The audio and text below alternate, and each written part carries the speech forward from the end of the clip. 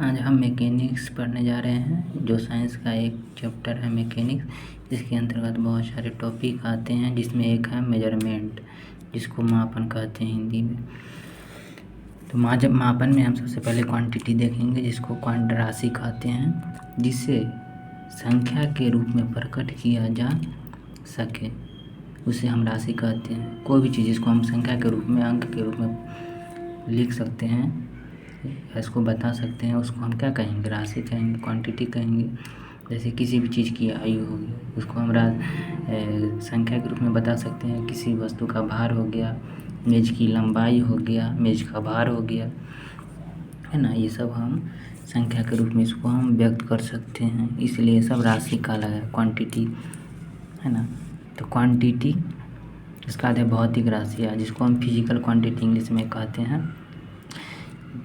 जिन राशियों के पदों में भौतिक के नियमों को जिन राशि के पद में व्यक्त कर सकते हैं हम, उसे हम भौतिक राशि कहते हैं। मतलब कि वैसा भौतिकी के नियम के अनुसार किसी भी राशि को हम जिस पद में व्यक्त कर सकते हैं, उसको हम भौतिक राशि कहते हैं। जैसे किसी भी वस्तु का द्रव्यमान हो गया, घनत्व हो गया, तापमान हो गया, विद्युत धारा हो गया, है ना, समय, चाल, आयतन, कार्य, विद्युत तीव्रता, चुंबकीय आघूर्ण, प्रवणता, त्वरण, धारा घनत्व, ये सब फिजिकल क्वांटिटी के अंतर्गत आता है।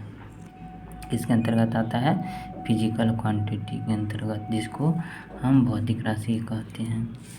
ये जो फिजिकल क्वांटिटी है, ये दो टाइप्स के होते हैं, एक स्केलर क्वांटिटी अदिश राशि और वेक्टर क्वांटिटी सदिश राशि। स्केलर क्वांटिटी क्या है? स्केलर को हिंदी में अदिश राशि कहते हैं, जिसमें परिमाण होता है, मतलब मैग्नीट्यूड होता है, लेकिन दिशा नहीं होता है। ये होता है लेकिन ये नहीं होता है, उसको हम क्या बोलेंगे? अदिश राशि बोलेंगे। जैसे चाल, आयतन, घनत्व, है ना, कार्य, द्रव्यमान, तापमान, विद्युत धारा हो गया, ये सब अदिश राशि कहलाएगा, स्केलर क्वांटिटी। वही वेक्टर क्वांटिटी में आते हैं, तो वेक्टर क्वांटिटी में मैग्नीट्यूड परिमाण होता है, डायरेक्शन होता है, और योग के निश्चित नियम का भी पालन करता है। तो वैसे क्वांटिटी को हम, राशि को हम वेक्टर क्वांटिटी कहते हैं।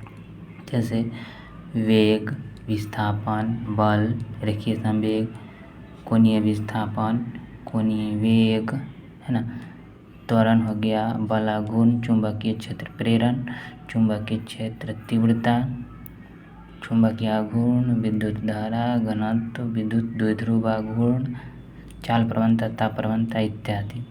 ये सब जो हो गया वेक्टर क्वांटिटी हो गया। तो ये आप लोग याद कर लीजिएगा, अगर लेना चाहते हैं तो स्क्रीनशॉट ले सकते हैं।